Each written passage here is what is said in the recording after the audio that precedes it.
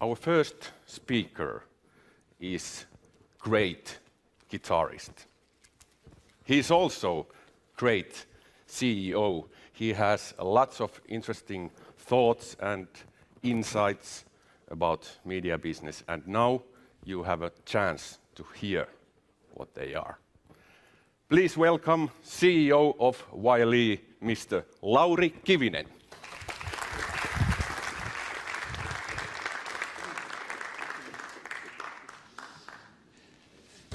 Thanks, Yuri. I could start by saying that we are happy to see that Yuri is still out, and soon he will become the president. Then he's on duty, and has a different role.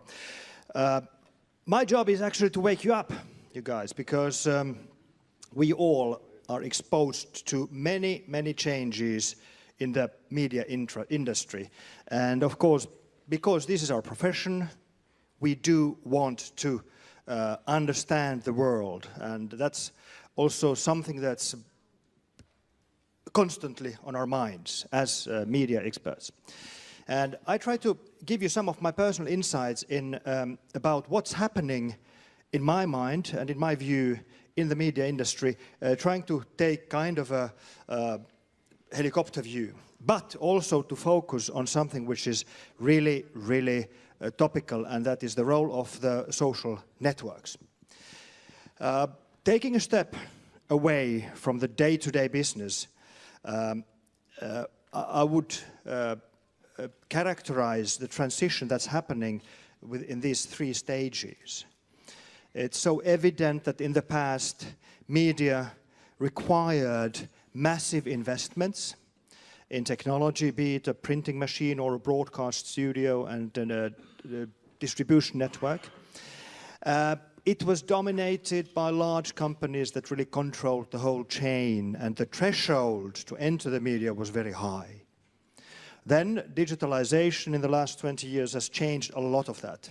It has changed the whole of the industry because the reproduction of content has become immensely cheap, very cheap. The distribution of information has become cheap, and the threshold to produce content has gone away. So anyone can produce, deliver content, and that means that businesses, individuals, not only media companies, but everybody is creating content.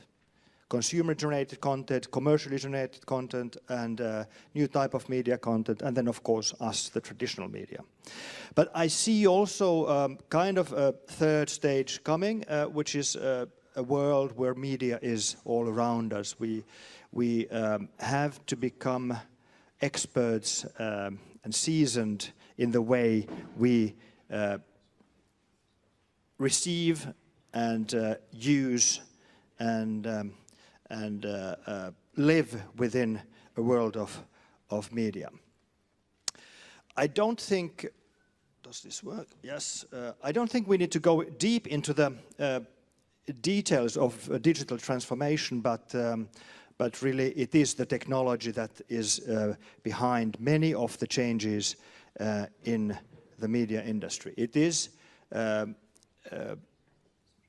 affecting, as said, production, it's affecting distribution, it's affecting information that's gathered about the way we individuals use and consume media. But also these other points are very important, not only the technology, it is very much about behavior. And there we have seen a lot of surprises. We didn't anticipate the way people would share pictures. We didn't anticipate the way people would comment and debate issues. We didn't anticipate the way that false information is contaminating the established information channels. So I think we need to analyze and understand what's happening with behavior and what is impacting it. And this, of course, is then reflected also in the political and social issues, societal issues. How do these trends affect the way media is financed? How do these trends affect the attitudes of political decision makers towards media, and so on and so forth. Also, it's very much affecting through competition the media landscape. Who is a player in media and who enters as a new player, who is our competitor now and will be in the future. So I think we need to accept that what is the so-called new normal in this way, in this world, is a continuous change. We need to accept that our strategic perspective cannot be a perspective of 5 years as it has been in the past. It has to be a perspective of 18 months or 3 months. And we have to build structures where we experiment and we are ready to take steps back and we are ready to learn fast so that we are not staying behind.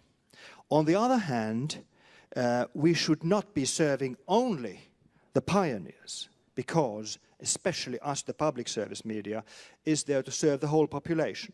So timing of introduction of new ways to offer media is as important as is the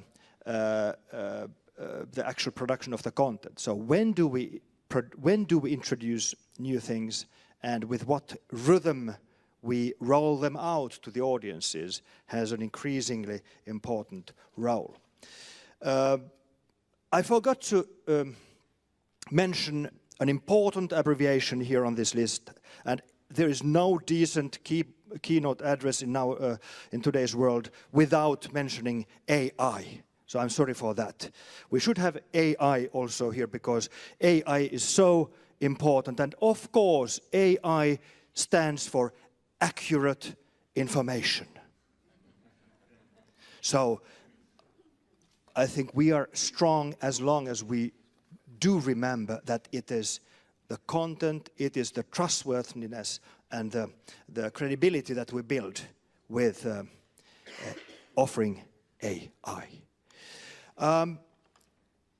But the business landscape, as put into my title, is really also changing. We have seen in a traditional world a combination of 3 types of funding models. We see advertising, subscription-based models, and of course then state-owned public service media, which is based usually on license fees or similar arrangements. But the big change here is, of course, that a new player has entered the world, the business models, and that player is the group of companies that are basing their business models on gathering data. And the big issue here is, of course, that advertisers and subscription sellers use the money they collect from us consumers to produce content so that the offering is attractive. But the data-based media companies, if we can call them media companies, they do use other people's content to gather data in order to sell advertising. So they are not content creators, and I think this is very often forgotten. They do not generate into the production of content, and this is the real threat I think we should really not forget. A newspaper or a broadcaster or a magazine has to generate its own content and package it. And the social networks are taking other people's content, taking content because we give it to them, taking content from media houses and from individuals to make business based on that. And then there's another thing that is really a big changer, whereas our technology environment used to be very constant. Dynamism was not present.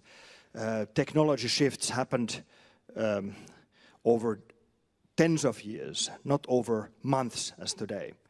Our approach to technology has to change. So if you take any of the technical directors in our public service companies, and I have a lot of respect for them, their job was to control a chain from the microphone all the way down to the speaker in the recipient's home.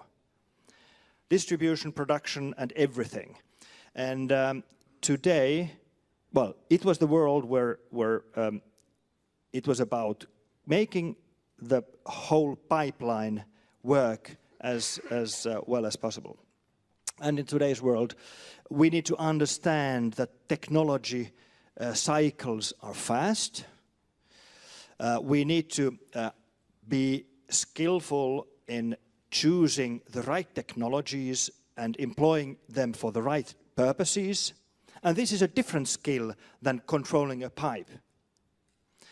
And I see a lot of challenges in our companies, in our media companies, because they are not technology houses. And we are up against companies that are technology houses. And this is a big changer in our organizations. And that's why, for example, we in Finland did not and will not implement DAB at all. We see digital audio broadcasting standard as one pipeline for one purpose only. So what we are trying to do, we try to jump over it into the IP world so that we can use a network which is anyway there in 4G already and very soon in 5G. We will use that network for broadcasting audio signals in the similar way as radio is broadcast today, and even TV channels. Live TV, live radio over IP, over cellular 5G networks. Okay, now this was a sidetrack, but an example of how we need to look at the technology cycles in a different way than we used to. But a few words on social networks. And it's really something that's on the top of our minds, because the impact of these networks is, of course, so huge. And you see that I'm not using the usual expression for Facebooks and Twitters and the others and the likes. I'm not using the social media term. I'm using the social network term, because I think that they should not be categorized as media, because they are something different, even though they are operating the same field. Yuri kind of revealed that I worked for a long time, more than 20 years at Nokia, and I was very strong, in my opinion, about 15 years ago, that the mankind would never see any technology spread out so fast and so broadly as did happen with the mobile phones. Because from 91 to 2001, 1 billion people in the world started to use digital mobile phones. And what have we seen here? I was totally wrong, because between 2007 and today, more than 2 billion people have started using Facebook alone. Of course, this development was possible only because there were mobile phones, because over conventional computers, this would not have made sense. And it was in 2008 when Facebook for the first time predicted that mobile use of Facebook will exceed fixed use of Facebook. And now, of course, mobile use of Facebook defines the way Facebook is being used. But these figures are really dramatic, and it's also dramatic that we see a few Chinese companies entering this field. But even more dramatic are the following two slides. If we are looking at the world advertising revenue market, and I didn't dig very deep into this, but according to WARC organization, a quarter of the world ad spend goes to 2 American companies.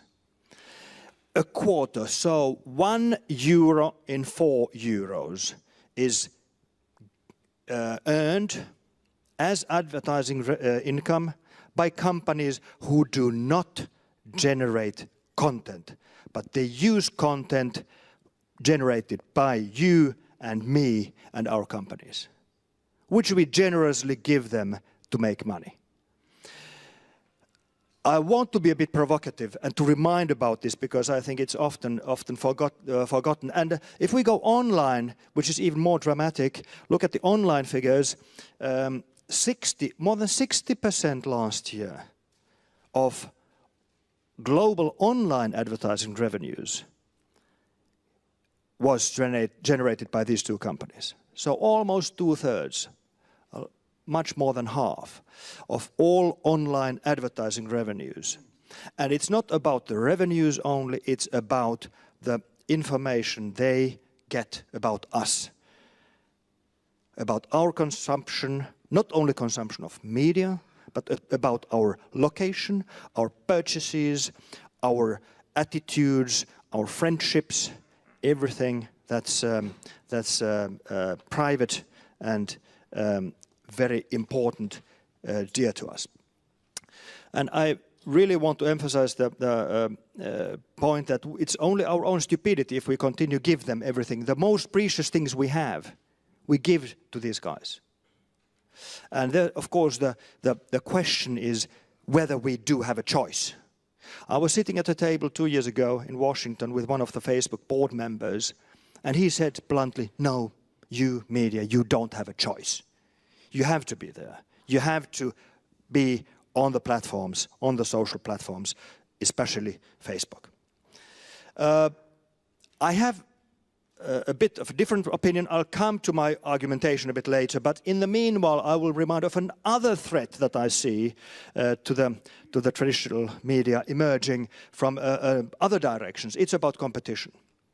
And the question is that media, where the thresholds were so high for entering media industries, they have vanished, and there are many, many companies and industry sectors for whom media is very sexy and attractive because there's a lot of money, there are a lot of eyeballs, there is a lot you can move. One of these sectors is the telecom companies, the telecom operators. I'll give you an example of Telia, Swedish or Nordic operator. They recently bought the Finnish Ice Hockey League rights. And of course, you can understand ice hockey is the most important discipline of sports in the world. So it's very important and very close to us Finns. But they paid for 1 season a sum of money with which we could buy 300 matches of the Champions League. So 1 season of Finnish National League rights for Finland and 300 matches of Champions League equivalent price. So it's very difficult for us to compete with these guys. And of course, you also know that tomorrow in Kiev, Liverpool will beat Real Madrid. Sorry, Spaniards, but it's just going to happen. Another sector or domain where we have competition emerging is really the technology companies, not the ones I mentioned before, but really the IT houses. I give you another example of the scale. Apple, okay, admitted it is the most profitable company in the world. Apple recently, in the first quarter of this year, made a profit of 10 billion euros. 1 quarter, 10 billion euros profit, not revenue, profit. So with this profit of 1 quarter, they could buy the entire global rights for the Olympics for 12 years. So roughly. So you see that these forces are so immensely huge that we really will see some of the impact of these guys. Facebook I mentioned, but the Chinese are coming around the corner and they are attracted by the content business. And the fourth category is, of course, the category of online TV companies. Netflix gets their $10 or €10 from each of us every month. So it's very cheap, it's attractive for us as consumers, but it's the scale that makes the difference. The scale is such that there are 100 million of people like me who pay Netflix every month. So that makes a billion in a month, and it makes more than 10 billion in a year, which means that if they invest half of that into content, it's more than ARD, ZDF and BBC combined can invest into content. And they don't make news, they don't make sports. So I'm just trying to describe how big the forces of competition are that we are up against too.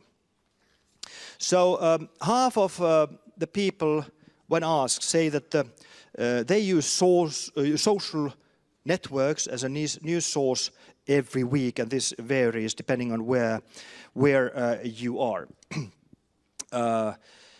It seems that in the countries where there is credible media and there are different sources, it's easier to fight against this than in countries where these easily dominate these networks.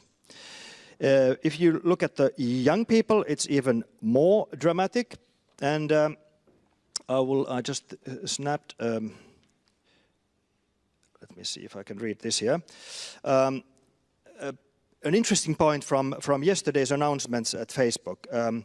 Facebook is worried about the contamination of their networks by false content, and they have in the last 2 days issued a few measures, including a request for proposals from academics who want to study false news on Facebook.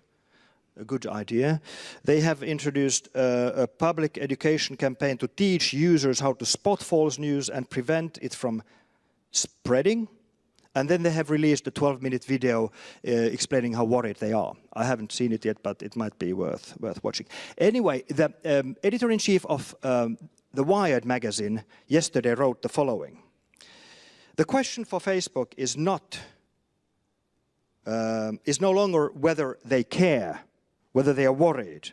Now the question is whether the problem can be solved, because the Facebook newsfeed has been tuned for years to maximize our attention, the attention of users, and in many ways our outrage. The same features that incentivized publishers to create clickbait are the ones that let false news fly. So I think this is good news for us in the serious media. It is good news that Facebook is contaminated. The bad news is that we are still quite blind in offering our content to them. In our company, we do, of course, not ignore the existence and the strong presence of social networks in people's everyday lives. So much of the communication people use is there, but I think we as individuals should be aware of how much time we really put into reading the feed on the social networks. Is it worth the time? Are we getting what we expect from this feed? It is an important tool for us to interact with the audiences, but we need, of course, to use the same principles on social networks as we do use on other platforms.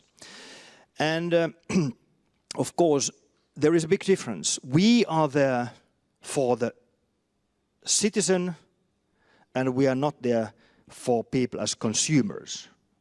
And this is one of the conflicting points that is very much a thing that is that people are getting aware of.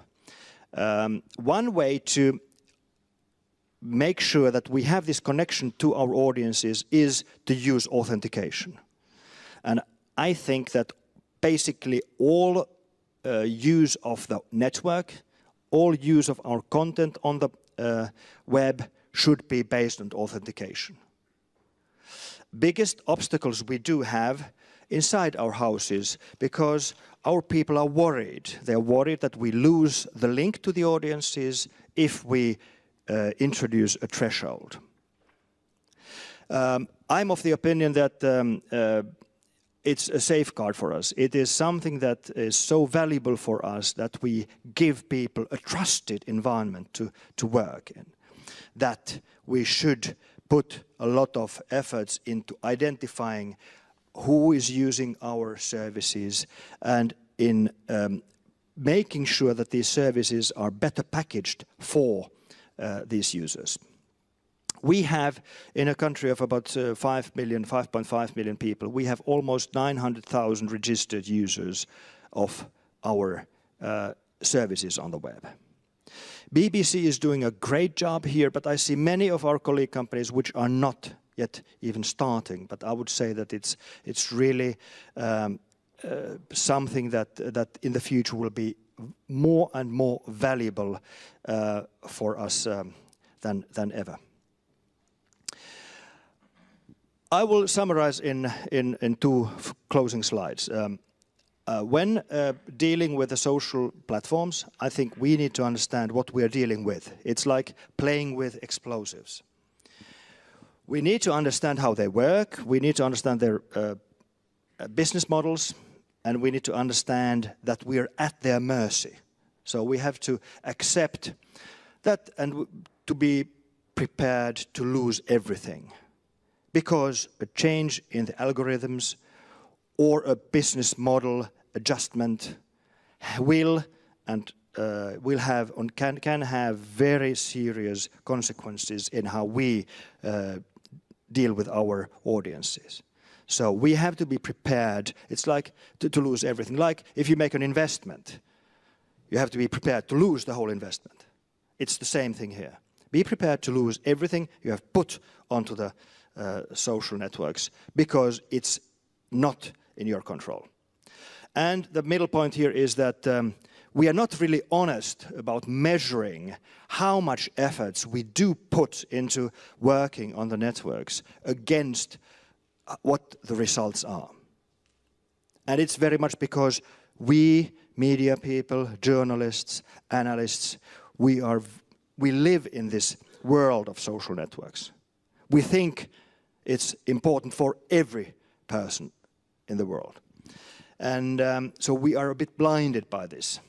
If we get 100 clicks or likes, we're happy. And at the same time, our radio channel gets 100,000 listeners.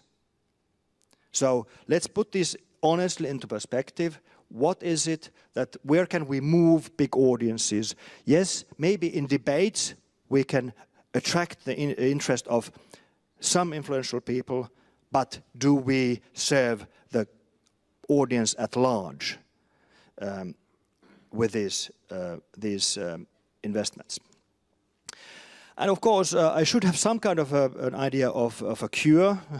So what can we do about this? And I think that we should not remain at the mercy of social networks. I think we should build own services that are of high quality.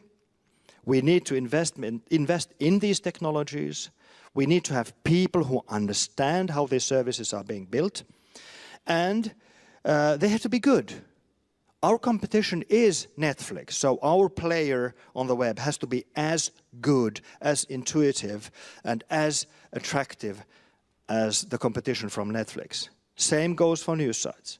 Same goes for all content-based services that we offer. Then, if we are relying too much on one service, one individual service, it is an increased risk. I heard of one of my colleagues who had built in Germany a big audience, hundreds of thousands of football fans in a WhatsApp group. And one morning it didn't work because Facebook had sold this consumer base to somebody for whom it had a commercial value. So they had to start from scratch. So if we rely on one of these networks, on one type of service, one audience group, it is a high risk. Therefore, we should kind of be putting our bets on several horses. Then we should know our users. This I talked about already, and then authentication is the key word here. And of course, in the end, we have to accept that we might make mistakes. World might change. There might be surprises we didn't anticipate. And all these mean that we have to be more flexible in our strategic thinking, more flexible in our operations so that we can change direction when needed, even overnight. I think, first of all, I'm an optimist, not a pessimist, even if you might doubt that based on some things I said. I think we have a valuable asset in our hands, and that is what I refer to as AI, so that we make content that is accurate information, we make news that are trusted, we make documentaries that are true, we understand that in the end it's the truth that matters, and contaminated networks cannot offer that to the consumers. Thank you so much, and I hope that this provokes some comments. We have a box here, and jury is in. I mean out. In? Are you in or out? And we might have a few moments for comments.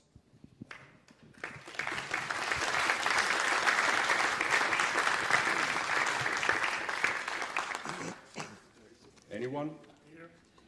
Yeah. I hope somebody's defending Facebook.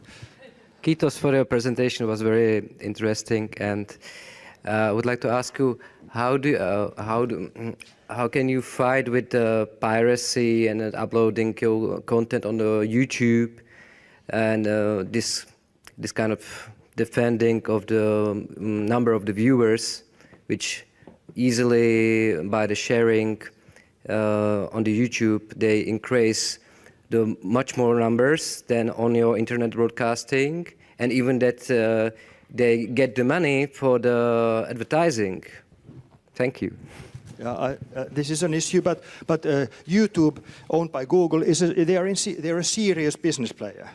So they obey the law and they follow the law. So at least our experience is that if we own the content, we do have tools in collaboration with YouTube to make sure that it is not illegally distributed through that network. I think there are more difficult cases, others than YouTube. Then one way to counterattack this is, of course, to put your content voluntarily, but in a controlled way on these platforms, and work together with them so that you use these platforms as a distribution channel. But again, then you are playing with explosives, because you become more dependent on an external distribution channel which is not under your control. Thank you. Now you need to throw it somewhere if there's another comment.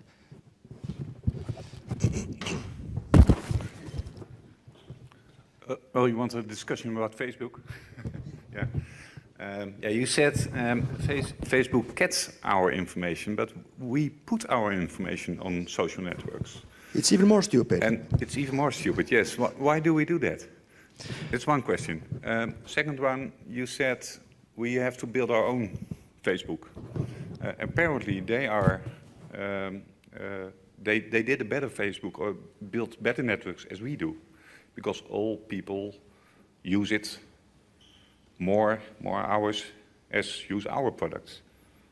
So I don't go to defend Facebook, but not optimistic or realistic, but or pessimistic, but I'm realistic that there's another platform which is apparently more interesting to people as our platforms. You're absolutely right, unfortunately. It's not easy. It's absolutely not easy to fight against somebody who can put billions and really billions into development of their networks and algorithms.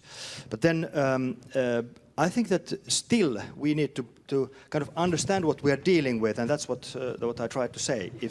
If we make it easy for people to use our content on external platforms, as a result, we make these platforms stronger.